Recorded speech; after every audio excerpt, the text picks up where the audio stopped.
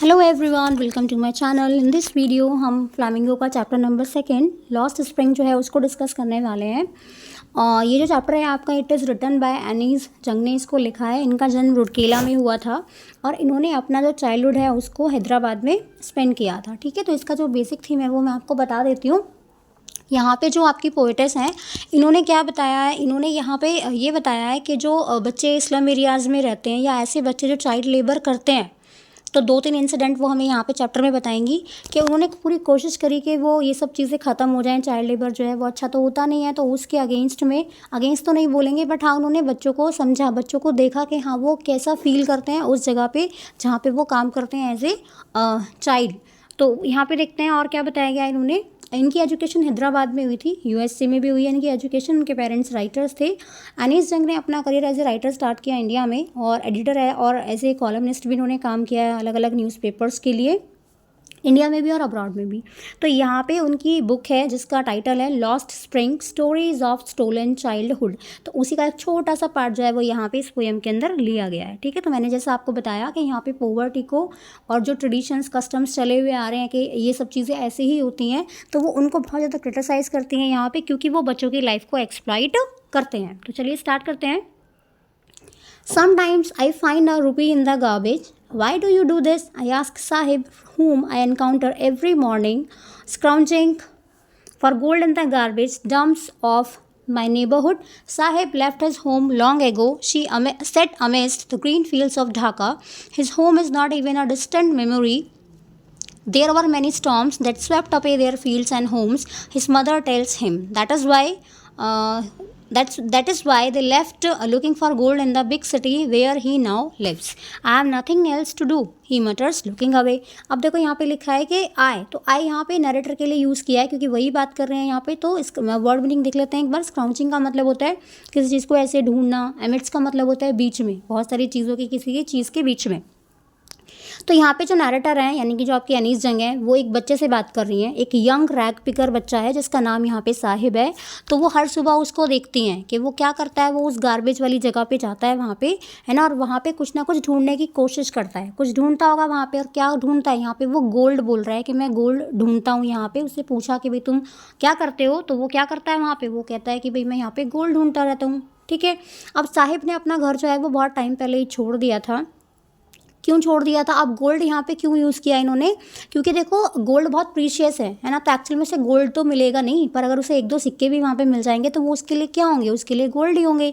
बच्चे का नाम यहाँ पे साहिब है। तो उसका जो घर है वो ढाका में था और बिल्कुल आसपास बिल्कुल लश ग्रीन फील्ड्स थे उसके घर के पास। अपना घर उसको छोड़ना पड़ गया बहुत सालों पहले, है ना। और उसको अपने घर के बारे में कोई ऐसी मेमोरी भी नहीं है, अभी उसे कुछ याद भी नहीं है। उसकी मम्मी ने उसको बताया कि बहुत टाइम पहले जब वो वहाँ पे रहते थे तो वहाँ पे स्टॉर्म आ गया, जिसकी वजह से उनका घर, उनके खेत जो हैं वो सारे के सारे डिस्ट्रॉय हो गए हैं, जिसकी वजह से वो यहाँ पे अब आके शिफ्ट हो गए हैं। ठीक है, तो उन्होंने अपना घर जो है वो बहुत पहले छोड़ दिया था और वो जो है इस जगह पे जहाँ वो अभी रह रहा है प्रेजेंट में, वहाँ पे वो शिफ्ट हो गए हैं इन सर्च ऑफ गोल्ड। तो गोल्ड उसके लिए ये नहीं है कि एक्चुअल में से गोल्ड ही मिलेगा, मतलब कोई भी ऐसी चीज़ जिसकी कोई वैल्यू है उसके लिए वो गोल्ड ही है ना वहाँ पे। फिर देखो क्या हुआ यहाँ पे, वो और क्या कहते हैं, I have nothing else to do. तो साहिब क्या आंसर करता है, साहिब कहता है कि भाई मेरे पास कुछ और काम करने के लिए तो है नहीं यहाँ पे, है ना। ही मटर्स, ऐसे बड़बड़ाता है वो, looking away. Go to school I say glibly, realising immediately how hollow the advice must sound. अब इसने क्या किया, नैरेटर ने, यानी कि जो आपकी अनीस जंग है वो बात कर रही है उससे। देखो क्या होता है यहाँ पे गोल्ड से मैंने आपको बताया ना कि गोल्ड का मतलब ये नहीं है कि एक्चुअल में मेटल गोल्ड, कोई भी प्रीशियस चीज़ है जो उनको जल्दी से नहीं मिलती है उनके लिए वो गोल्ड है। चाहे उन्हें कपड़े मिल जाएं, चाहे उन्हें सिक्का मिल जाए, कोई ऐसी चीज़ मिल जाए जो उनके लिए उनको हेल्प मिले उस चीज़ से। ठीक है ना। बच्चों के लिए कुछ भी हो सकता है, वो कोई टॉय, कोई खिलौना, है ना, या कोई खाना, कोई कपड़े, शेल्टर, कुछ भी उनके लिए जो है वो सारी चीज़ें क्या है, एक तरह से गोल्ड ही है यहाँ पे। तो बच्चा क्या करता रहता है, बच्चा सर्च करता रहता है कि मुझे इस कूड़े के ढेर में, इस गार्बेज डंप में मुझे कोई ऐसी चीज़ मिल जाए जो मेरे लिए यूज़फुल हो। ठीक है, तो ये क्वेश्चन कौन कर रहा है, राइटर जो है वो, नरेटर जो है आपकी, वो साहिब से कर रही हैं जब वो ऐसे गार्बेज में कुछ ढूंढता रहता है। तो साहिब ने रिप्लाई भी कर दिया। उसने कहा कि मेरे पास कोई काम तो है नहीं ऐसा करने के लिए, रैक पिकिंग के अलावा मेरे पास और कोई काम तो है नहीं। अब राइटर्स को क्या बोल रहे हैं, राइटर्स को कहते हैं कि तुम स्कूल क्यों नहीं चले जाते हो, तुम एक काम करो, स्कूल जाओ, ओके। ग्लिबली का मतलब होता है कि बहुत ही कॉन्फिडेंटली बोलना, कि हाँ जैसे वो सच ही बोल रही है बिल्कुल। तो उसने कह तो दिया कि आप स्कूल चले जाओ, लेकिन उसको बाद में रियलाइज़ होता है क्या, कि वो जो उसको बात बोल रही है स्कूल जाने के लिए, वो उस बच्चे के लिए कोई मतलब नहीं है उस बात का। क्यों? क्योंकि वो स्कूल जाएगा ही नहीं, पुअर बॉय है, तो वो स्कूल कैसे जाएगा? उसने कह दिया, बट इस एडवाइस का कोई फ़ायदा नहीं था, क्योंकि वो बिल्कुल यूज़लेस थी, उसका कोई मीनिंग यहाँ पर नहीं था। अब बच्चा फिर आंसर भी करेगा, तो वो क्या रिप्लाई करता है? वो कहता है, there is no school in my neighbourhood, when they build one I will go. तो बच्चे ने भी देखो बहुत ही अच्छा सा आंसर दिया। उसने कहा कि मेरे आसपास कोई स्कूल नहीं है, और जब वो बना देंगे, मतलब जो ऑफिशियल्स वगैरह होंगे, अथॉरिटीज़ होंगी, जब स्कूल यहाँ पे बन जाएगा तो मैं चला जाऊँगा यहाँ पे। देखो कितना अच्छा आंसर दिया इस बच्चे ने। If I start a school will you come. अब जो नरेटर हैं वो कहती हैं उससे कि अगर मैं कोई स्कूल स्टार्ट करूँ इन फ्यूचर तो क्या तुम आओगे? आई आस्क, वो पूछती है half joking. Yes he says smiling broadly. तो जब उसने कहा कि हाँ मैं मैं स्कूल खोलूँगी तो तुम आओगे, उसने कहा हाँ मैं आऊँगा। फिर वो क्या कहता है, a few days later I see him running up to me, is your school ready. तो कुछ दिनों के बाद वो बच्चा जो है भागा भागा आया किसके पास? नरेटर के पास, और आके उनसे क्या पूछता है? उनसे कहता है क्या आपका स्कूल जो है वो रेडी हो गया है? क्योंकि उसने कहा था कि मैं स्कूल बनाऊंगी तो क्या तुम स्कूल आओगे? तो उसने फिर बच्चे ने आके पूछा अपना क्वेश्चन, क्या आपका स्कूल रेडी है? फिर वो आंसर करती है, it takes longer to build a school. तो कहती है बहुत टाइम लगता है स्कूल बनने में। आई से embarrassed eight having made a promise that was not mean. तो उसको बहुत एम्बेरस्ड वो फील करती है ना, बहुत अशेम फील करती है कि मैंने इस बच्चे को ऐसा प्रॉमिस कर दिया जिसको मैं पूरा नहीं कर सकती हूँ, है ना, मुझे ऐसा नहीं करना चाहिए था। But promise is like mine abound in every corner of his bleak word. तो कहती है कि जैसा प्रॉमिस मैंने इस बच्चे से किया, ऐसे कितने प्रोमिस जो हैं लोग करते हैं आपस में इस तरह से, और उन प्रोमिस का कोई मतलब नहीं है। ब्लीक का मतलब होता है जहाँ पे कोई होप ना हो, बिल्कुल एकदम खाली टाइप, एकदम बिल्कुल sad. After months of knowing him I ask him his name. तो कुछ टाइम जब वो ऐसे मिलने लगे, उसको मिलने लगी वो नरेटर, तब उसने उसका नाम पूछा। तो साहिब ए आलम, उसने अपना नाम क्या बताया? साहिब ए आलम पूरा नाम बताया। He does not know what it means, even उसको उसका नाम का मतलब भी नहीं पता था। If he new it's meaning Lord of the universe he would have a hard time believing it. Okay, तो अगर वो अपने नाम का मीनिंग उसे पता होता कि उसके नाम का मतलब क्या है, कि यूनिवर्स के लॉर्ड, है ना, तो अगर उसको पता होता तो मुश्किल से ही वो बिलीव करता है, क्योंकि उसके पास तो कुछ भी नहीं है। नाम उसका ऐसा कि सब कुछ उसी के पास है, बट एक्चुअल में उसके पास कुछ भी नहीं था। Unaware of what his name represents he roam the street with his friends, an army of barefoot boys who appear like the morning birds and disappear at noon. Over the months I have come to recognise each of them. अब उसको अपने नाम का मतलब नहीं पता था, इससे बिल्कुल वो अनजान था। वो क्या करता रहता था, गलियों में ऐसे रोम करता रहता था, ऐसे घूमता रहता था अपने फ्रेंड्स के साथ में। उसकी एक पूरी टीम, आर्मी से मतलब है यहाँ पे जो उसका फ्रेंड सर्कल था पूरा का पूरा, उनके बारे में यहाँ पे आर्मी बोला गया है। सारे बच्चे वहाँ पे खेलते रहते थे। उन बच्चों के पैरों में कोई शूज़, कोई स्लीपर्स कुछ नहीं होते थे, बेयर फूट होते रहते थे वो, बिल्कुल बिना शूज़ के, बिना स्लीपर्स के। और वो कैसे दिखते हैं? वो कहता है, यहाँ पे नरेटर जो है वो कहती हैं कि वो बिल्कुल मॉर्निंग बर्ड्स की तरह में, जो सुबह दिखते हैं, मॉर्निंग में दिखते हैं, बट आफ्टरनून तक वो क्या हो जाते हैं? डिसअपियर हो जाते हैं। कई महीनों तक ऐसे ही वो उनको, फिर कुछ टाइम ऐसे निकल गया और इसने, नरेटर ने इन सारे बच्चों को पहचानना स्टार्ट कर दिया। ठीक है, रिकग्नाइज का मतलब होता है पहचानना। आगे देखो, why aren't you wearing chappals, I ask one. अब नरेटर क्वेश्चन पूछती है, क्योंकि पता है कि वो बिना स्लीपर्स कैसे घूमते रहते हैं, तो उनमें से एक बच्चे से वो पूछती हैं नरेटर कि तुमने जो है वो चप्पल्स क्यों नहीं पहन रखी हैं, कि एक बच्चे से पूछ लिया। तो कहता है, वो बच्चा क्या आंसर करता है, my did not bring them down from the shelf, he answer simply. तो क्या सिंपल करता आंसर क्या करता है? सिंपली कि मेरी मम्मी ने मुझे शेल्फ से उतार के नहीं दिए, तो इसलिए मैंने जो है स्लीपर्स जो है वो नहीं पहने हैं यहाँ पे, right. Even if she did he will throw them off, add another who is wearing shoes that do not match। अब उनमें से एक बच्चा और होता है, वो कहता है कि अगर उसकी मम्मी उतार भी देती, वो बीच में इंटरप्ट करता है और कहता है कि अगर इसकी मम्मी उतार भी देती ना तो भी ये पहनता नहीं। और उस बच्चे ने क्या कर रखा था, उस बच्चे ने जो शूज़ पहन रखे थे वो दोनों अलग अलग तरह के, मैच नहीं हो रहे थे। when I comment on it, he shuffles his feet and says nothing. I want shoes, says a third boy who has never owned a pair all his life. Traveling across the country, I have seen children walking barefoot in cities, on village roads. It is not lack of money, but a tradition to stay barefoot is one explanation. I wonder if this is only an excuse to explain away a perpetual state of तो जब उस बच्चे ने answer किया कि वो नहीं पहनता, वो निकाल देता, उसने खुद भी नहीं, उसके पास खुद भी मैचिंग शूज़ नहीं है वहाँ पे, तो राइटर जो है वो दूसरे बच्चे से उसने पूछा क्वेश्चन। अब तीसरा बच्चा जो है दूसरे वाले पहले वाले के पास शूज़ नहीं थे, वो कहता है मेरी मदर ने नहीं उतार के दिए। दूसरे वाले ने पहन रखे हैं बट अलग अलग कलर के मैच नहीं हो रहे हैं। तीसरा जो बच्चा है यहाँ पे वो कहता है कि मुझे शूज़ चाहिए। एक थर्ड बच्चा कहता है जिसने कभी अपनी ज़िंदगी में जो है शूज़ नहीं पहने हैं। अब पूरी कंट्री में वो लोग ऐसे ट्रैवल करते रहते हैं, तो वो बताती हैं यहाँ पे कि मैंने पूरी कंट्री में जहाँ वो गई होंगी, जहाँ उन्होंने विजिट किया होगा, वो कहती हैं कि मैंने बच्चों को देखा है कि बच्चे जो हैं बेयर फुट ऐसे वॉक करते रहते हैं शहरों में, गांव के रोड्स पे। लेकिन इसका मतलब ये नहीं है कि वो लैक ऑफ मनी नहीं बता रही है यहाँ पे, वो कहती हैं कि ट्रेडिशन सा बन गया है बिल्कुल ये कि नंगे पैर रहना उन्होंने बच्चों ने स्टार्ट कर दिया है। एक एक्सप्लेनेशन देती हैं यहाँ पे वो, और वो ये भी कहती हैं कि ये तो जस्ट एक वो एक्सक्यूज़ हो गया ना एक तरह से, है ना, कि ऐसे नंगे पैर तो किसी को रहना अच्छा लगता नहीं है वैसे, लेकिन अब वो कहते हैं कि ये जस्ट एक्सक्यूज़ हो गया है किस चीज़ के लिए, कि भाई हमारी जो कंडीशन है, हमारी जो एक ऐसी स्टेट है जो कभी ख़त्म नहीं होगी, परपेचुअल मतलब जो है कभी ख़त्म ना होने वाली जो प्रॉब्लम है कौन सी, पोवर्टी की, वो कभी ख़त्म नहीं होगी, इसलिए हम अलग अलग तरह के एक्सक्यूज़ जो हैं वो देते रहते हैं। I remember a story, a man from Udupi once told me as a young boy he would go to school past an old temple where his father was a priest. He would stop briefly at the temple and pray for a pair of shoes. 30 years later, I visited his town and the temple, which was now drowned in an air of desolation. अब इतना पढ़ लेते हैं, पहले देखो एक बार। तो यहाँ पे वो हम एक स्टोरी हमारे साथ डिस्कस कर रहे हैं। यहाँ पे डेसोलेशन का मतलब होता है बिल्कुल अकेला, ऐसे खाली बिल्कुल। तो राइटर जो है, नरेटर जो है, वो हमें स्टोरी बताती हैं, कहती हैं कि एक आदमी की स्टोरी है जो उदुपी में रहता था। उदुपी क्या एक टाउन है आपका कर्नाटका में। तो जब वो यंग बॉय था तो वो स्कूल जाता था, और जब वो रास्ते में जाता था वहाँ पर एक मंदिर पड़ता था रास्ते में। वहाँ पर उसके पापा जो है एज ए प्रिस्ट थे, तो वो वहाँ रुकता था मंदिर में, भगवान से प्रे करता था और कहता था कि भगवान मुझे जो है एक पेयर ऑफ शूज़ जो है वो दिला दो, कैसे भी करके दिला दो।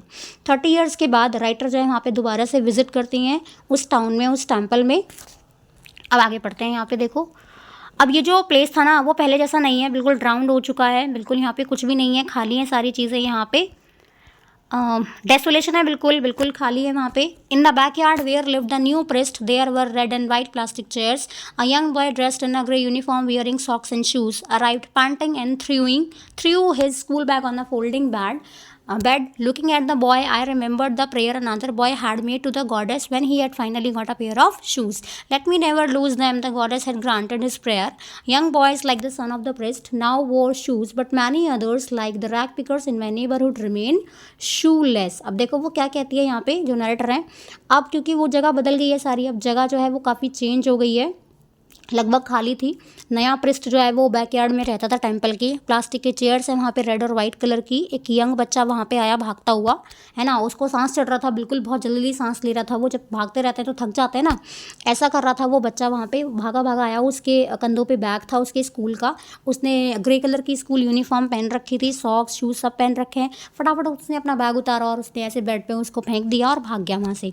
तो राइटर जो है वो क्या कहना चाहती हैं यहाँ पे कि जो फाइनेंशियल पोजीशन है प्रिस्ट की उस टेंपल में अब बदल गई है। पहले जो बच्चा रहता था उसके पास शूज़ नहीं है ना, वो प्रे करता है भगवान से, बट अब 30 ईयर्स का टाइम निकल गया है, इतना टाइम पीरियड निकल गया है, तो अब कंडीशन काफ़ी बदल गई है। और अब जो प्रिस्ट वहाँ पे है उसके बच्चे के पास शूज़, यूनिफॉर्म, बैग वगैरह सब कुछ है वहाँ पे। ओके, नेक्स्ट है आपका यहाँ पे। अब वो जो बच्चे हैं, है ना, वो शूज़ अफोर्ड कर सकते हैं अपने बच्चे, उनके पास शूज़ हैं, पेरेंट्स जो हैं वो शूज़ अफोर्ड कर सकते हैं यहाँ पे।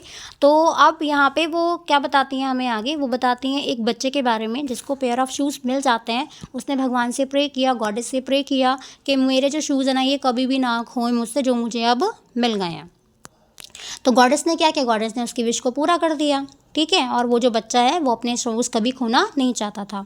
तो यहाँ से हमें क्या पता लगता है, यहाँ से हमें ये पता लगता है कि हमारी जो सोसाइटी है आज के टाइम में, जो हमारी सोसाइटी की स्टेट है, या हम कह सकते हैं कि हमारे यहाँ पे ऐसे बहुत सारे बच्चे हैं जिनके पास अभी भी शूज़ नहीं है यहाँ पे। ओके, आगे पढ़ते हैं यहाँ पे क्या क्या, ठीक है। तो भगवान ने इसकी तो प्रे कर ली, लेकिन ऐसे कितने सारे बच्चे हैं, सबको तो शूज़ ऐसे नहीं मिल जाएंगे ना। तो यहाँ पे जो रैग पिकर्स हैं, बहुत सारे या बच्चे हैं उनके नेबरहुड में, नरेटर बता रही हैं अपने लिए कि वो अभी भी क्या है, वो अभी भी शूलेस हैं।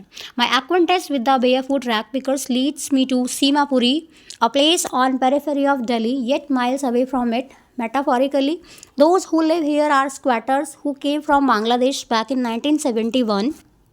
Sahib's family is among them. Simapuri was then a wilderness. It still is. but is no longer but is no longer empty in structures of mud with roofs of tin and tarpaulin, devoid of sewage, drainage or running water, live 10,000 rag pickers. Acquaint का मतलब होता है ये familiar के लिए use करते हैं वैसे तो, है ना, कि जिसको हम जानते हैं फेमिलियर या हमारे कांटेक्ट में जो भी रहता है. पेरीफेरी का मतलब होता है बाउंड्री बिल्कुल आउटर एरिया जो है हमारा. स्क्वैटर्स का मतलब क्या होता है, ऐसा कोई भी पर्सन या ऐसे लोग जो ज़बरदस्ती किसी जगह पे रहने लगे और उनको अपना कहने लगे हैं, उनको कहा जाता है स्क्वैटर्स. वाइल्डरनेस का मतलब क्या होता है, बिल्कुल वेस्ट लैंड, कुछ भी जहाँ पे कोई चीज़ नहीं है, बैरन सा है बिल्कुल. और टारप्लिन आपको पता है ऐसे शीट होती है ना बिल्कुल वो. तो अब यहाँ पे क्या कहती हैं नैरेटर जो हैं वो डिस्क्राइब करते हैं उस एरिया को जहाँ पे रैग पिकर जो हैं वो रहते हैं. आप अगर कभी दिल्ली की तरफ कभी आप में से कोई गया है तो वहाँ पे स्लम एरिया है. स्लम एरिया आपने अपने कॉलोनी में कहीं ना कहीं देखा ही होगा. अगर इस तरह की जगह पे आप कहीं पे रहते हैं तो वहाँ पे क्या है, वहाँ पे स्लम एरिया होते हैं. तो सीमापुरी जो है वो आपका दिल्ली के जो बाहर वाला एरिया है उसके आउटस्कर्ट्स पे वहाँ पे ये लोकेटेड है ना. और 1971 की बात बता रहे हैं वो यहाँ पे कि यहाँ पे जो रैग पिकर्स हैं वो कहाँ से आए, वो बांग्लादेश से यहाँ पे माइग्रेट कर गए हैं. ये एरिया जो है कभी एक टाइम पे ऐसा था कि वेस्टलैंड था. सीमापुरी जो है अभी भी वेस्टलैंड ही है क्योंकि एम्प्टी तो नहीं है. और यहाँ पे कौन रहता है, यहाँ पे लगभग 10,000 रैग पिकर्स जो हैं वो रहते थे यहाँ पे.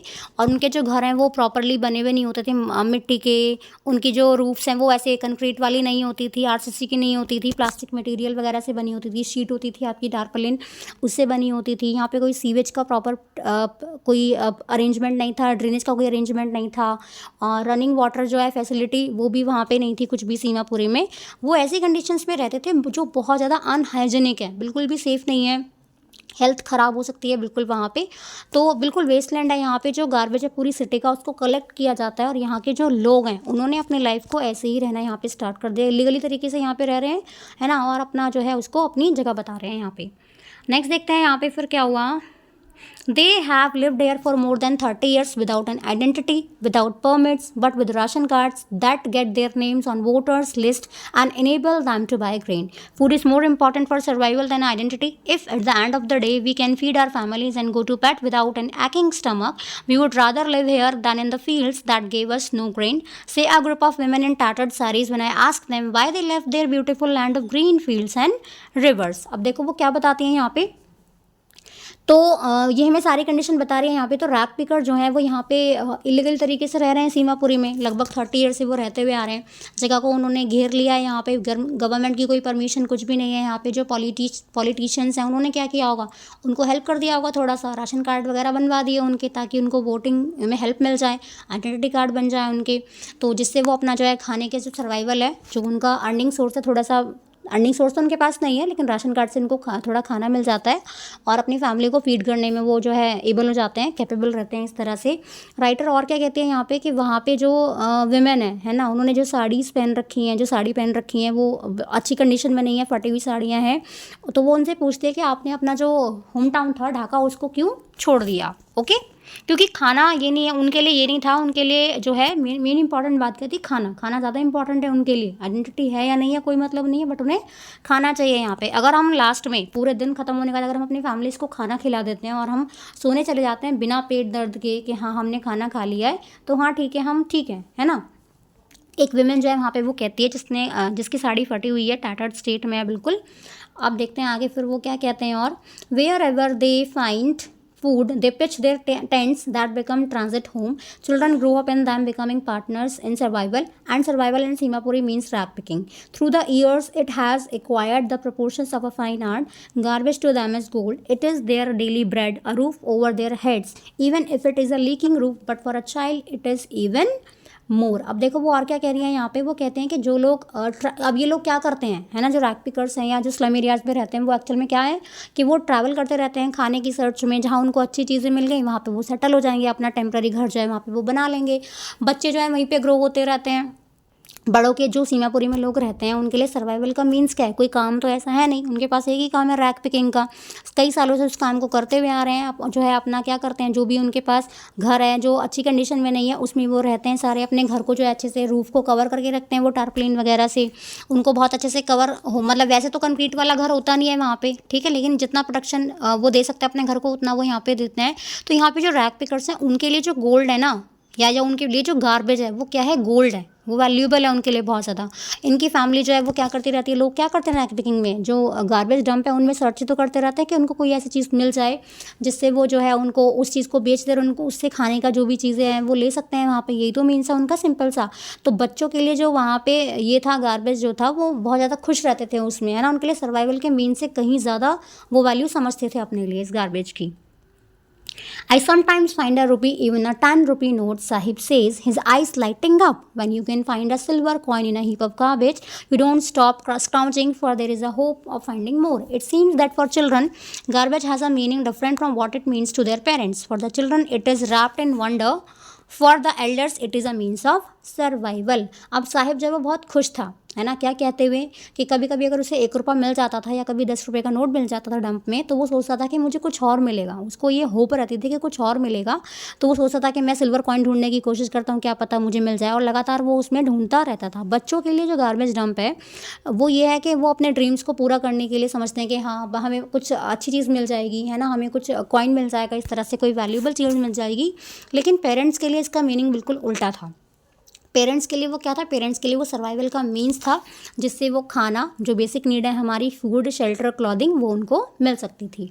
One winter morning I see Saheb standing by the fenced gate of the neighbourhood club watching 2 young men dressed in white playing tennis. I like the game, he hums, content to watch it standing behind the fence.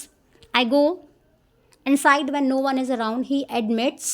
The gatekeeper let me use the swing. अब वो आगे क्या बता रही हैं, यहाँ पे वो कहते हैं कि एक विंटर मॉर्निंग में राइटर ने क्या देखा कि साहिब जो है वो एक क्लब के बाहर खड़ा हुआ है, उसकी बाउंड्री पे खड़ा हुआ है। फेंसिंग मतलब जो बाहर की बाउंड्री है, वो एक टेनिस गेम देख रहा है जो अंदर जो है 2 यंग मैन खेल रहे हैं। साहिब को ये गेम पसंद था लेकिन वो उसको खेल नहीं सकता था, तो राइटर को क्या बताता है कि मैं जो है क्लब के अंदर चला जाता हूँ जब यहाँ पे कोई नहीं होता, बंद रहता है, और वहाँ पे जो गेट कीपर है ना वो मुझे अलाउ कर देता है कि मैं यहाँ झूले पे जो है वो झूल सकता हूँ।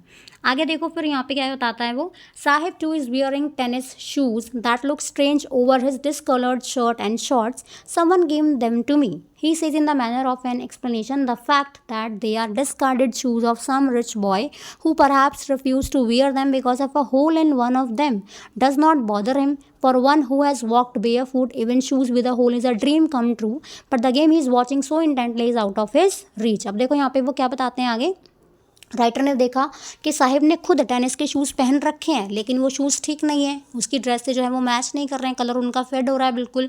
वो राइटर को क्या बताता है, वो कहता है कि मैं अपने आप को अपना एक्सप्लेनेशन दे रहा है वो यहाँ पे कि मुझे ये शूज़ किसी ने दिए थे। इससे हमें क्या पता लगता है, ये तो पता लगता है कि वो किसी और बच्चे के शूज़ होंगे जिसके पास होंगे वो शूज़, या उसने नहीं लिए होंगे और उसने उनको ख़राब समझ लिया, इसलिए वो साहिब को मिल जाते हैं यहाँ पे, ठीक है। और उस बच्चे ने उन वाले शूज़ को क्यों छोड़ दिया, क्योंकि उसमें जस्ट एक छोटा सा होल है, और उस बच्चे के लिए तो वो छोटा सा होल हो गया, लेकिन जिस बच्चे ने कभी शूज़ पहने नहीं है उसके लिए तो वो बहुत ही वैल्यूएबल चीज़ है ना। तो गार्बेज डंप के साथ साथ जो है साहिब का ड्रीम जो है वो क्या है कि मैं मतलब शूज़ पहनूं, अच्छे अच्छे शूज़ पहनूं, और जो है उसकी इच्छा थी कि मैं जो है वो मतलब टेनिस जो है वो मैं खेलूं, और ये उसकी जो इच्छा थी वो पूरी तो हो नहीं सकती थी, है ना, बस वो ड्रीम ही कर सकता था बच्चा। आगे देखो, this morning Sahib is on his way to the milk booth. In his hand is a steel canister. I now work in a tea stall down the road. He says, pointing in the distance, I am paid 800 rupees and all my meals. Does he like the job? Does he like the job? I ask. His face, I see, has lost the carefree look. The steel canister seems heavier than the plastic bag he would carry so lightly over his shoulder. The bag was his. The canister belongs to the man who owns the tea shop. Saheb is no longer his own master. अब देखो यहाँ पे एक important बात बताइए। एक morning क्या हुआ, राइटर साहिब से मिलती हैं और उन्होंने देखा कि उसके हाथ में अब बैग नहीं है, एक कैन है, मिल्क की एक कैन है, उसने कंटेनर पकड़ा हुआ है और वो मिल्क बूथ पे जा रहा है। और उसने क्या किया, वहाँ पे वो उसको बताता है कि मुझे यहाँ पे काम मिल गया टी स्टॉल पे, मैं यहाँ पे काम करता हूँ, मुझे 800 रुपीज़ जो है वो मिलते हैं 1 महीने के, और मुझे खाना मिलता है यहाँ पे मेरा। राइटर उससे पूछते हैं कि क्या तुम्हें जॉब अच्छी लगती है, क्या तुम खुश हो यहाँ पे। तो जैसे ही उसने क्वेश्चन किया तो उसके चेहरे के एक्सप्रेशंस बिल्कुल बदल जाते हैं, जिससे पता लग जाता है कि साहिब बिल्कुल खुश नहीं है। क्योंकि अगर वो ये जो कैनिस्टर था उसने लिया हुआ था ना, ये बहुत भारी लग रहा था उसको, उसके स्कूल बैग से भी ज़्यादा। क्यों, स्कूल बैग तो हमारा अपना खुद का होता है, हमें कोई ये तो नहीं कहेगा कि हमारा बैग जो है वो कोई और उस पर जो है अपना अधिकार तो नहीं दिखा सकता है। लेकिन वो जो कैन उसने हाथ में ली है वो किसी और की है, वो किसी और के लिए काम करता है, मतलब वो अपना खुद का मास्टर नहीं है, वो किसी और के सुपरविज़न में जो है वो अब काम करता है यहाँ पे, ठीक है। तो यहाँ पे हमारा जो ये इसकी जो एक स्टोरी है वो यहाँ पे कंप्लीट हो जाती है। अब इसी में एक स्टोरी 2 दी गई है यहाँ, क्योंकि अलग अलग चाइल्ड लेबर के बारे में बताया ना यहाँ पे। तो फर्स्ट में हमने ये पढ़ लिया, अब सेकंड हम पढ़ेंगे इसका एक और स्टोरी है इसमें। I want to drive a car, जैसे वो गार्बेज के लिए स्टार्ट था, गार्बेज से स्टार्ट था ना आपका वो वाला चैप्टर, अभी जो पीछे हमने पढ़ा है ये वाला है आपका I want to drive a car. चलिए इसको स्टार्ट करते हैं। Mukesh insist on being his own master, I will be a motor mechanic, he announces. अब इसमें मुकेश कोई और बच्चा है इसमें, उसके बारे में एक स्टोरी है। और वो क्या कहता है, वो कहता है यहाँ पे बहुत कॉन्फिडेंट है ना, और वो कहता है कि मैं ना कार चलाना मतलब सीखना चाहता हूँ, मैं मोटर मैकेनिक जो है वो बनना चाहता हूँ, और वो अपना खुद का मास्टर जो है वो बनना चाहता है। वो कहता है the writer met a boy name Mukesh who aspire to become a motor mechanic. तो राइटर इस बच्चे से मिलते हैं मुकेश से, और वो अपनी जो इच्छा है वो उनको बताता है। तो वो उसको पूछते हैं do you know anything about cars, क्या तुम्हें कार के बारे में कुछ पता है। तो वो बच्चा क्या आंसर करता है, I will learn to drive a car. तो कहता है कि मैं गाड़ी चलाना जो है वो सीख लूँगा। आंसर करता है looking straight into my eyes, narrator की आंखों में आंखें डाल के वो आंसर करता है हिज ड्रीम। तो कहता है कि मैं कार चलाना सीख लूँगा, उसके जो ड्रीम्स हैं है ना, यहाँ पे लिखा है ना his dream looms like a mirage amidst the dust of street that fill his town Firozabad famous for its bangles। तो उसके जो ड्रीम है ना वो ऐसे लगते हैं, मिराज समझते हैं ना कि हमें दिखता है कि एक्चुअल में ये चीज़ है बट है नहीं। तो वो उसकी जो ये इच्छा है वो बिल्कुल ऐसी लगती है कि उसकी कोई चांसेस तो थे नहीं पूरा होने के बिल्कुल भी, ठीक है। अब वो कहाँ रहता था, वो आपका जो है फिरोज़ाबाद में रहता है। और फिरोज़ाबाद किस चीज़ के लिए फेमस है आपका, वो बैंगल्स के लिए फेमस है। Every other family in Firozabad is engage in making bangle. जितनी भी फैमिलीज हैं फिरोज़ाबाद में जनरली वो क्या काम करती हैं, वो बैंगल्स बनाने का काम करती हैं। It is the centre of India's glass blowing industry where families have spent generations working around furnaces welding glass making bangles for all the women in the land it seems. तो यहाँ पे जो family रहती हैं वो क्या काम करती हैं, वो बैंगल्स बनाने का काम करती हैं यहाँ पे। और यहाँ पे ऐसी इंडस्ट्रीज़ हैं, ग्लास ब्लोइंग इंडस्ट्रीज़ का मतलब ऐसी इंडस्ट्रीज़ हैं जहाँ पे बैंगल्स या जहाँ पे जो ग्लास है वो बनाया जाता है। फर्नेसेस क्या होती हैं, भट्टियाँ होती हैं, एक कमरा या ऐसी जगह आप कह दो कि जहाँ पे हीट बहुत ज़्यादा प्रोड्यूस की जाती है कोई भी काम करने के लिए, किसी चीज़ को मेल्ट करने के लिए, हीट करने के लिए। वेल्डिंग का प्रोसेस यहाँ पे यूज़ किया जाता है आपका, कि ग्लास को वेल्ड करना है, कुछ भी करना है। तो यहाँ लोगों ने अपनी जनरेशन्स निकाल दी हैं इस काम को करने के लिए। और जो यहाँ और क्या काम है यहाँ पे, मेन काम यहीं पे है कि यहाँ पे जो बैंगल्स हैं वो बनाई जाती हैं, है ना। जो चूड़ियाँ पहनते हैं, हाथ में कंगन पहनते हैं, वो यहाँ पे बनाए जाते हैं। आगे देखते हैं। Mukesh family is among them. तो मुकेश की जो फैमिली है वो भी इनमें से एक है। None of them know that it is illegal for children like him to work in the glass furnaces with high temperature. लेकिन वहाँ किसी को ये नहीं पता था कि ये बिल्कुल गैर कानूनी है कि बच्चे जो है वहाँ पे काम करें, ग्लास फर्नेसेस में बच्चे जो है वो काम करें उतने हाई टेम्परेचर के साथ में। And dingy cells without air and light, ऐसे एरिया में जहाँ पे लाइट और जो है एयर बिल्कुल नहीं है। डंजी का मतलब है एकदम डार्क, जहाँ लाइट की कमी है। That the law if enforced could get him and all those 20,000 children out of the hot furnaces where they slog their daylight hours often losing the brightness of their eyes। slog का मतलब क्या होता है, बहुत ज़्यादा hard work करना, work hard करना, है ना। तो मुकेश की फैमिली इस चीज़ में इन्वॉल्व थी, इस काम में इन्वॉल्व थी। उनको ये पता तो था नहीं कि ये बिल्कुल इलीगल है। जो जगह होती थी बहुत ज़्यादा डार्क होती थी, टेम्परेचर बहुत ज़्यादा होता था, लाइट वेंटिलेशन कुछ नहीं होता था।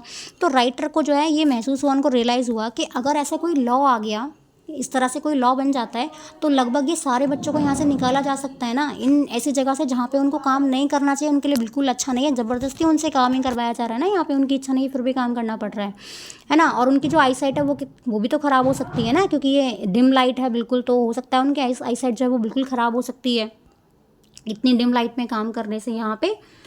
नेक्स्ट है आपका Mukesh eyes beam as he volunteers to take me home, which he proudly says is being rebuilt. We walk down stinking lanes chalked with garbage, past home that remain hovels with crumbling walls, wobbly doors, no windows, crowded with families of humans and animals coexisting in a primeval state. He stops at the door of one such house, bangs a wobbly iron door with his foot and pushes it open. अब वो क्या करता है, जो मुकेश है वो narrator को अपने घर लेके जाता है। बीम का मतलब है शाइन करना, स्टिंकिंग का मतलब होता है बैड स्मेल, चौक का मतलब है कहीं से ऐसे रुक जाना, कोई चीज़ चौक हो जाना, ब्लॉक हो जाना। हॉवेल्स का मतलब क्या है, स्लम एरियाज़ के लिए यूज़ किया है यहाँ पे। वॉबली का मतलब होता है जो हिलता डुलता रहता है, ऐसे स्टेबल नहीं है। को एग्जिस्टिंग का मतलब है सेम टाइम और सेम प्लेस में होना। और प्रीमिवल का मतलब है वही प्री हिस्टोरिक, पहले से है। बैंग का मतलब एकदम हिट करके ऐसे साउंड आना। और क्रम्बलिंग का मतलब होता है यहाँ पे कोई चीज़ ऐसे गिर जाना, फॉलिंग होना किसी चीज़ का। एक्सप्लेनेशन देखते हैं इसका यहाँ पे क्या है। तो मुकेश बहुत खुश हुआ, जैसे वो राइटर को अपने घर पे लेकर जाता है तो बहुत खुश होता है और कहता है बहुत प्राउडली कि मेरा जो घर है ना उसको रेनोवेट किया जा रहा है। अब गलियों से निकल के जिस जगह से वो निकल के जा रहे थे वहाँ पे ना बहुत स्मेल आ रही थी क्योंकि स्लम एरिया था, ठीक है। जो वॉल्स है वहाँ पे वो बिल्कुल भी स्टेबल नहीं है, ऐसे गिरी गिरी दीवार है वहाँ पे, जो दरवाजे हैं वो बिल्कुल भी ऐसे फिक्स्ड नहीं है, कोई विंडो नहीं है, कुछ भी नहीं है। और वहाँ पे जो फैमिलीज़ मेम्बर हैं वो सब एक साथ रहते हैं, वहाँ पे फैमिली मेम्बर्स पीपल जो हैं एक साथ रहते हैं, वहाँ पे उनके एनिमल्स भी साथ में रहते हैं। तो राइटर को जो है वो ये जो सारी चीज़ें जब राइटर देखती है ना तो उनको जो है वो सारी चीज़ें याद आती हैं कि पहले के टाइम में लोग कैसे रहते थे। तो मुकेश एक दरवाजे के बाहर रुक जाता है, उसको बहुत हार्डली हिट करता है अपने पैर से, है ना, और उसको खोल देता है। आगे देखो क्या है। We enter a half-built shack. In one part of it, thatched with dead grass, is a firewood stove over which sits a large vessel of sizzling spinach leaves. On the ground, in a large aluminium platters, are more chopped vegetables. A frail young woman is cooking the evening meal for the whole family. Through eyes filled with smoke, she smiles. She is the wife of Mukesh, elder brother. Not much older in years, she has begun to command respect as the bahu, the daughter-in-law of the house, already in charge of 3 men, her husband Mukesh and their father. तो meaning देखते हैं एक बार। Thatch का मतलब क्या है, सूखी घास से छत बना देना, तो थैच्ड हो गया। वेसल मतलब कोई कंटेनर हो गया। प्लेटर्स मतलब बड़ी बड़ी प्लेट्स हो गई हैं। चॉप का मतलब कट करना, सब्जियां काटते हैं ना, चॉप करना। फ्रेल का मतलब होता है जो स्ट्रॉन्ग ना हो।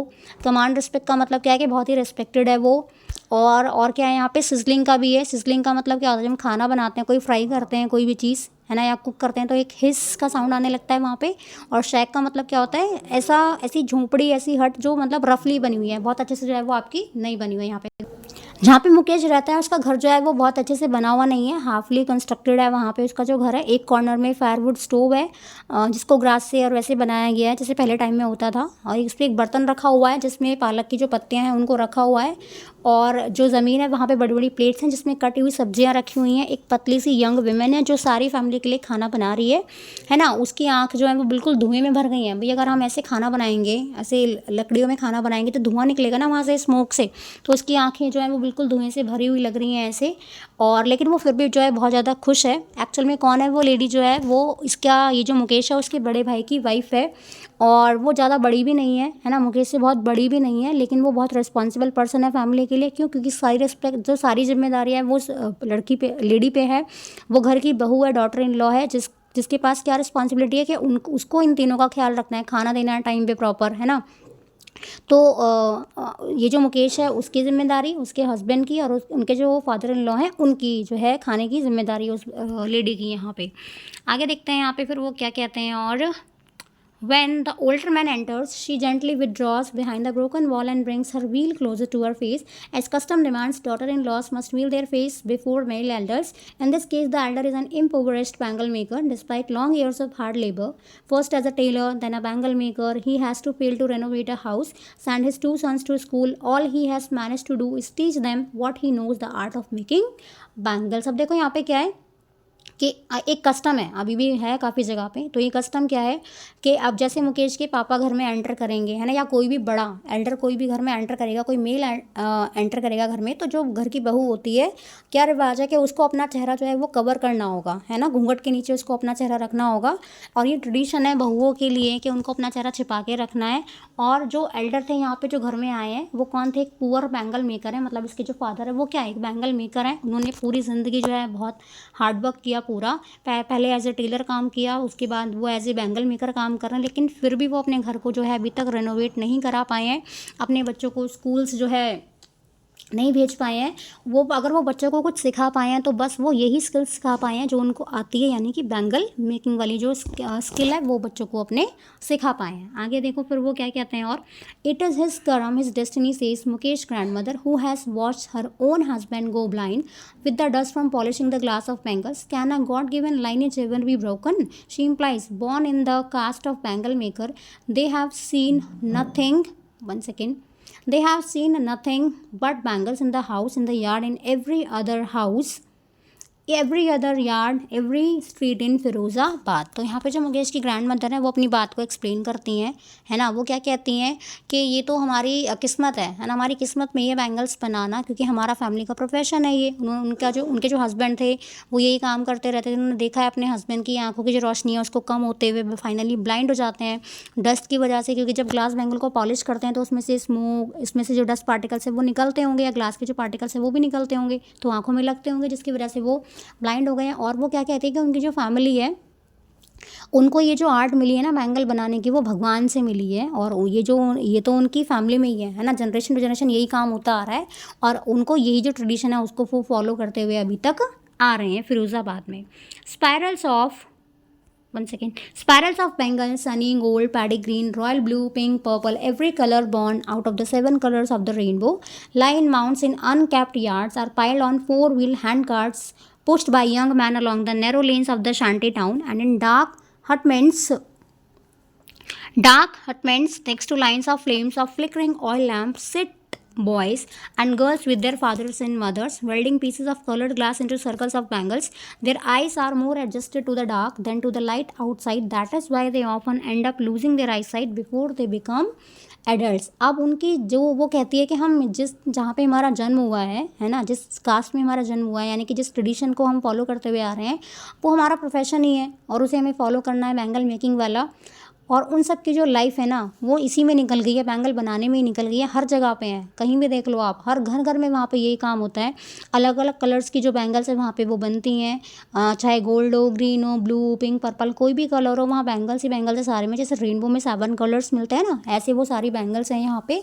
और वो और क्या बताती हैं, वो कहती हैं कि बैंगल्स बनाने का काम जो है वो बहुत टाइम से, बहुत सालों से चला हुआ आ रहा है। फिर वो बैंगल्स बनाने के बाद उनको हैंड कार्ट्स में ऐसे चारों व्हील पे जो है क्या करते हैं, जैसे सब्जी बेचने वाले आते हैं, कोई सामान बेचने वाला आता है ना, उनके पास उनका कार्ट रहता है ऐसे ही। फिर उनको जो है वो बेचने के लिए भी जाते होंगे, चूड़ियाँ जो बनाते हैं वहाँ पे वो। फिर वहाँ पे जो ये काम कौन करता है, ये काम करते हैं वहाँ पे जो मेन होते हैं फिरोज़ाबाद की गलियों में, वो जगह जगह लेकर जाते हैं अपने कार्ट्स को, अपने सामान को बेचने के लिए।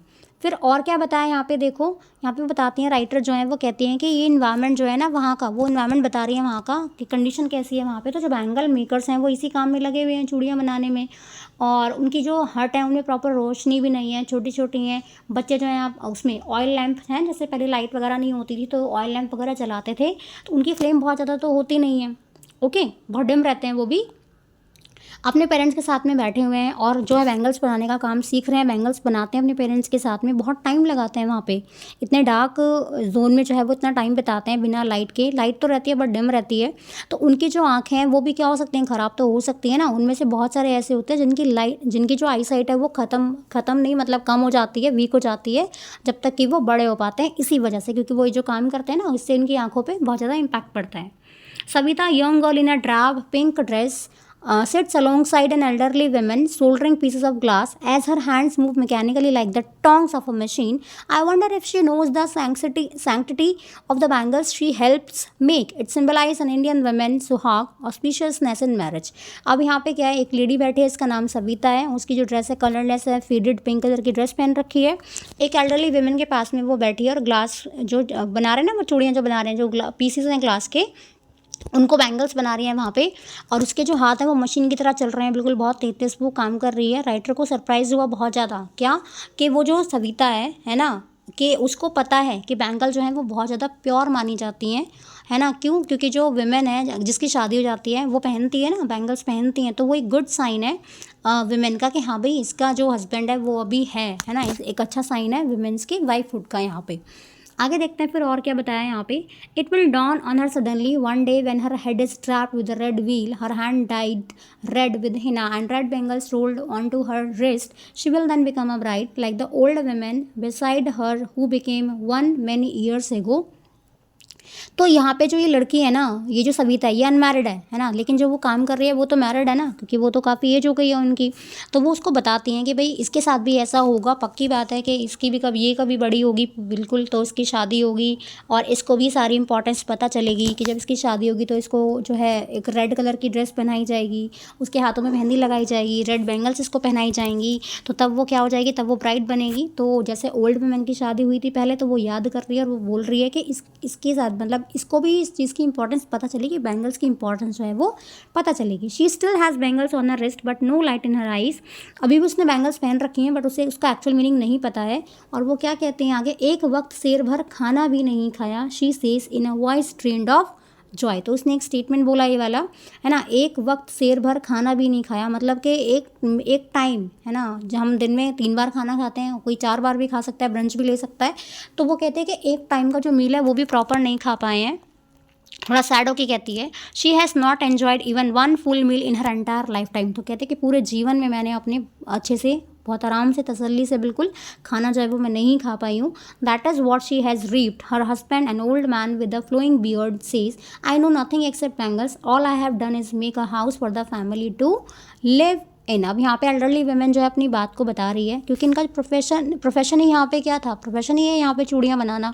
वो लोग इतने ज़्यादा पुअर हैं कि वो उनको प्रॉपर खाना, इनफ खाना भी नहीं उनके पास हो पाता है।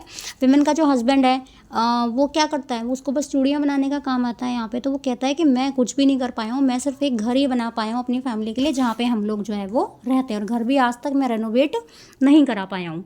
Hearing him one wonder if he has achieved what many have failed in their life time, he has a roof over his head. तो यहाँ पे जो राइटर हैं, है ना, वो क्या कहती हैं, वो सरप्राइज भी होती हैं और वो थोड़ा सैड भी हैं।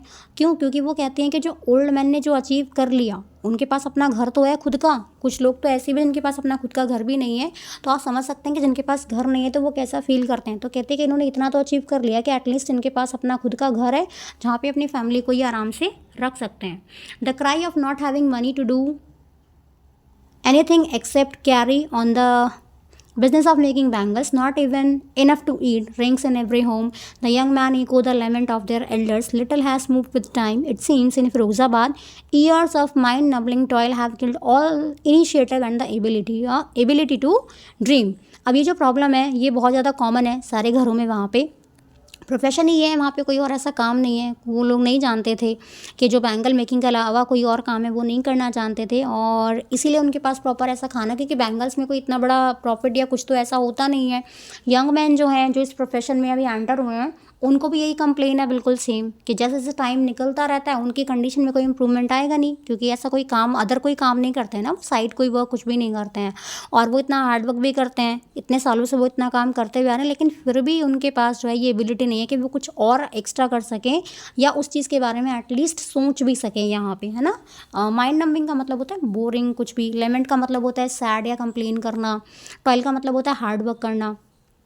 आगे देखिए, why not organise yourself into a cooperative, I ask a group of young man who have fallen into the vicious circle of middlemen who trap their father and forefather. Even if we get organized, we are the ones who will be hauled up by the police, beaten and dragged to jail for doing something illegal. They say there is no leader among them, no one who could help them see things differently. Their fathers are as tired as they are. They talk endlessly in spiral that moves from poverty to apathy to greed and to justice. तो narrator जो है वो उनको बोलती हैं कि तुम एक काम करो, कोई और काम करना स्टार्ट कर दो, है ना, कोऑपरेटिव सेक्टर में जो है थोड़ा काम करने की कोशिश करो। वो बात करती हैं कुछ यंग मैन के ग्रुप से, और वो कहते हैं कि तुम ना इस प्रॉब्लम से बाहर निकलने की कोशिश करो। यहाँ जो मिडल मैन है, जो तुम्हें इस तरह से ट्रीट करते हैं, तुम उनसे थोड़ा अलग निकलने की कोशिश करो, क्योंकि उनको फंसा के रखा है, ट्रैप करके रखा हुआ है, उनके एल्डर्स को भी और उनको भी। तो उनमें जो मैन थे, ग्रुप ऑफ मैन था, उनमें से आंसर करते हैं कि अगर वो ऐसी हिम्मत भी करते हैं तो उनको पुलिस पकड़ लेगी, उनको मारेगी, जेल में भेज देगी, प्रिजन में डाल देगी। तो वो कहती है कि ये जो एक्ट्स हैं सारे के सारे, वो हमारे लिए मतलब ठीक नहीं होंगे बिल्कुल भी। तो राइटर को फील होता है, वो क्या फील करती हैं कि अगर उनके पास कोई लीडर तो है नहीं, अगर उनके पास कोई लीडर होगा, उनको कोई गाइडेंस करने के लिए, उनको गाइड करने के लिए कोई होगा, तो शायद उनकी कंडीशन थोड़ी सुधर सकती है, वो कुछ अलग तरह से काम कर सकते हैं। अब वो सारे बहुत थक गए हैं, क्योंकि उनके जो मैन, जितने भी मैन हैं या फादर हैं, वो स्टार्टिंग से यही काम करते हुए आ रहे हैं, है ना, और वो अलग से कुछ ऐसा सोचते भी नहीं है वहाँ पे। Listening to them, I see two distinct worlds, one of family caught in a web of poverty, burdened by the stigma of caste in which they are born, the other a vicious circle of the sahukars, middlemen, policemen, the keepers of law, the bureaucrats and the politicians. Together they have imposed the baggage on the child that he cannot put down. Before he is aware, he accepts it as naturally as his father. To do anything else would mean to dare, and daring is not part of his growing up. When I sense When I sense a flash of it in Mukesh, I am cheered. I want to be a motor mechanic, he repeats. He will go to the garage and learn, but the garbage is a long way from his home. I will walk, he insists. Do you also dream of flying a plane? He suddenly silent. No, he says, staring at the ground. In his small murmur, there is an embarrassment that has not yet turned into regret. He is content to dream of cars that he sees hurtling down the street of his town. Few aeroplanes fly over Firozabad. चलिए यहाँ पे इसको देखते हैं. तो इनकी बात को सुनने के बाद जब ये मैन जो है वो कंप्लेन करते हैं, इनकी सारी बात को सुनने के बाद जो नरेटर है वो क्या कहती हैं, 1 सेकेंड. तो यहाँ पे जो नैरेटर है उनको 2 बातें समझ में आई है ना. एक तो उनकी पुअर कंडीशन समझ में आई रही है. इसी पुअर कंडीशन की वजह से उनके पास अपनी प्रॉब्लम को वो मतलब बिल्कुल भी ध्यान नहीं देते हैं. अपनी प्रॉब्लम को जो है किसी के साथ डिस्कस, 1 सेकेंड, अपनी प्रॉब्लम्स को किसी के साथ डिस्कस भी नहीं करते हैं वो. क्यों? उनके पास कोई लीडर नहीं है. जब लीडर नहीं है तो उनको गाइड कौन करेगा? कोई भी उनको गाइड नहीं कर रहा होगा. वो बेचारे वैसे ही परेशान है यहाँ पे. तो नैरेटर उनकी बात को जब सुनती है तो वो 2 वर्ल्ड यहाँ पे अलग अलग बताती है. कहती है एक तो फैमिली जो पॉवर्टी के जाल में बिल्कुल फंसी हुई है, ठीक है ना, और अपनी प्रोफेशन के बेसिस पे कि हमें तो यही काम मिला हुआ है, उसी काम को हम करते हैं, हमारी जनरेशन इसी काम को करती हुई आ रही है, ट्रेडिशनल प्रोफेशन है उनका कि हम जिस कास्ट में हुए हैं वहाँ पे वही काम करना है. तो ये जो और दूसरा वर्ल्ड कैसा है कि वो नेवर एंडिंग साइकिल है. किस चीज़ की? जो बड़े बड़े लोग हैं, चाहे मिडल मैन है, पुलिस मैन है, या कोई लॉ कीपर है, गवर्नमेंट ऑफिशियल्स, अथॉरिटीज़, कुछ भी है वहाँ पे. तो दोनों जो वर्ल्ड हैं, इन्होंने क्या किया है, इन्होंने जो यंग बॉयज़ हैं उनको मजबूर कर दिया है कि वो अपनी फैमिली ट्रेडिशंस को फॉलो करें, है ना. अब यंग बॉयज़ जो हैं वो क्या करेंगे, वो काम करना स्टार्ट करते हैं, लेकिन जब तक वो थोड़े बड़े होते हैं, थोड़े मैच्योर होते हैं, तब तक वो काफ़ी देर हो जाती है. और वो इस चीज़ को ज़बरदस्ती अनविलिंगली भी उनको क्या करना पड़ता है, इसको एक्सेप्ट करना पड़ता है, ठीक है. यानी कि बहुत ही चैलेंजिंग वर्ल्ड है इन बच्चों के लिए, इन यंग मैन के लिए. यहाँ पे आगे देखते हैं यहाँ पे और क्या बताया है. और वो कहते हैं कि यहाँ पे अगर कोई हिम्मत करता है, कोई डेयरिंग करता है, तो ये नहीं है कि वो बड़ा हो गया, कुछ समझदार है. यहाँ पे वो ये कहते हैं कि जब मुकेश ने अपनी बात को बोला कि मैं जो है मोटर मैकेनिक बनना चाहता हूँ, तो वो कहती है कि वो गैरेज जाएगा, है ना, वहाँ पे जाके सीखेगा, क्योंकि उसे कुछ ऐसा आता तो था नहीं ना अभी, लेकिन फिर भी उसके मन में क्या है, वो ड्रीम देख रहा है कि मैं जाऊँगा, सीखूँगा. लेकिन गैरेज जो है वो लंबा रास्ता है उसके घर से. तो वो क्या कहता है, वो कहता है कि मैं चल के जाऊँगा, वॉक करके जाऊँगा. तो नैरेटर उससे पूछती है और कि क्या तुम्हारा मन है, तुम्हारा ड्रीम है क्या एरोप्लेन फ्लाई करने का? तो वो सडनली क्या हो जाता है, चुपचाप हो जाता है, बिल्कुल कोई आंसर जो है वो नहीं करता है यहाँ पे. तो राइटर उससे क्वेश्चन तो पूछ ही रही है कि तुम्हारा घर दूर है तो तुम कैसे जाओगे. उसने कहा मैं वॉक करके जाऊँगा. फिर वो जो है एरोप्लेन जो है फ्लाई करने के लिए पूछती है तो वो मना कर देता है, साइलेंट हो जाता है. उसको नहीं पता था उनके बारे में, क्योंकि उसको पता नहीं था प्लेन्स के बारे में, है ना. क्योंकि जो फिरोज़ाबाद है उसके ऊपर से उसने प्लेन्स कभी कभार देख लिया, बहुत ज़्यादा प्लेन्स वगैरह नहीं जाते होंगे. जब उसने देखा ही नहीं है तो वो क्या बोलेगा, है ना. तो उसने ये मोटर मैकेनिक बनने का सपना वो क्यों देख रहा है, क्योंकि उसने देखा है अपने यहाँ पे जो भी कार्स चलती हैं, अपने थोड़ी बहुत जो भी कार्स हैं वहाँ पे चलती थी उस टाइम, तो उसने उनको देखकर ही अपना ड्रीम जो है उसको सेट किया है. लेकिन उसके जो ड्रीम्स है वो यहीं तक रेस्ट्रिक्ट हो गए हैं, है ना, क्योंकि उसको जो है एक्सटर्नल वर्ल्ड, बाहर की कोई दुनिया जो है वो देख तो पाया नहीं है. जहाँ पे वो रहता है उसी में एक बाउंड्री सेट कर दी गई है उनके लिए, बच्चों के लिए, कि आपको यही काम करना है और आप कहीं नहीं जाएंगे. बैंगल मेकिंग कर रहा है तो कोई बैंगल मेकिंग का ही काम करना है यहाँ पे. तो यहाँ पे हमें 2 जो हमारे पार्ट हैं वो समझ में आ गए हैं. एक हमने यहाँ पे साहिब के बारे में देख लिया जिसके लिए गार्बेज सब कुछ था. एक हमने यहाँ पे मुकेश के बारे में देख लिया जिसने सपना देखा किस चीज़ का, कि मैं मोटर मैकेनिक बनूंगा, और अपने सपने को फुलफिल करने की कैपेबिलिटी वो रखता है. लेकिन अगर हम उसको कुछ और काम बोल रहे हैं, जैसे नरेटर ने उसे कोई और काम बताया यहाँ पे एरोप्लेन के लिए, तो वो साफ मना कर देता है. क्यों मना कर देता है? क्योंकि उसको पता है कि मेरा जो सपना है वो पूरा तो होगा ही नहीं ये वाला, क्योंकि उसने कभी इस चीज़ को देखा नहीं है, कभी समझा नहीं है. तो यहाँ पे हमारा चैप्टर ख़त्म हो जाता है. मिलते हैं अगले वीडियो में. Thank you.